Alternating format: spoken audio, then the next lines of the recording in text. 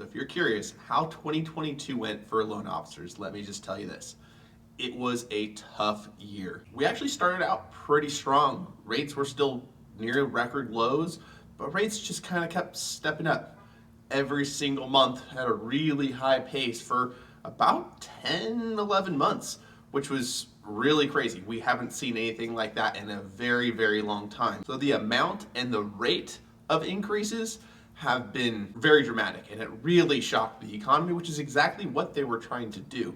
But how it affected us as loan officers, well, it basically just knocked out affordability for people to purchase homes, to be able to refinance their home, to be able to pull cash out, which that's not always the best thing, but it really knocked out the affordability for people to own homes. Now, how it relates to where we were 2020 and 2021, well, 2020 and 2021, it was like, how much business can you actually close? It was so busy that we were just trying our best. It was running on a treadmill at full speed. We were working a ton, trying to grow our systems, and it went from just full speed ahead to, holy crap, what's going on? Things are just, you're still working really, really hard on the front end, but things are going down on the back end. And what I really noticed is people still really want to buy, but the affordability has gone down dramatically. And what we're seeing is a lot of inquiries. We're still getting not quite as high as we saw in 2020 and 2021 in regards to applications, but there's a lot of inquiries. It was actually pretty steady throughout the whole year.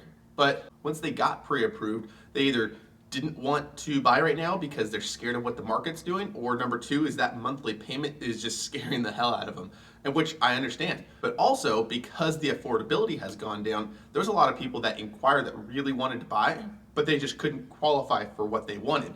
Maybe they wanted to buy a $500,000 house and they only qualified for a $400,000 house because the rates increased so much. So that was a lot of applications on the front end. Not all of them turned into pre-approvals, and a lot of them just didn't ever get to escrow because they're scared or fearful of either that payment or what the market was going to do. So essentially, it felt like you're doing twice the work because there's a lot of challenging files and half the reward. It was really difficult. One thing I actually noticed is there was a lot of cancellations. Where in 2020 and 2021, those buyers, they get their foot into the door and they make sure that transaction closes. They are not giving up what they worked hard for. Where in 2022, especially the last part of the year, lots of cancellations. If that house wasn't perfect, if that seller wasn't willing to negotiate, buyers would just walk.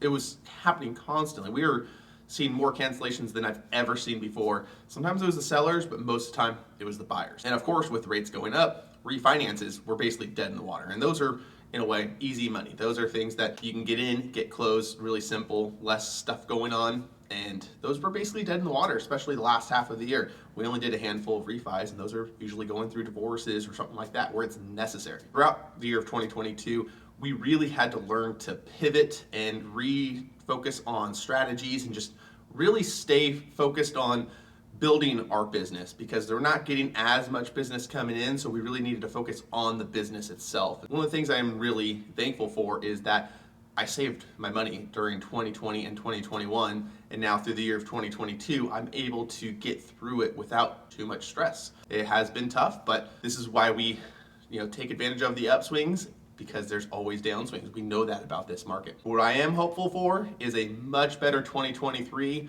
We are expecting interest rates to settle. We're hoping for the market to bottom out, and we're hoping for buyers to have a lot more affordability with home values down, interest rates improved, and just a nice, smooth, more stable market is really what we're looking for.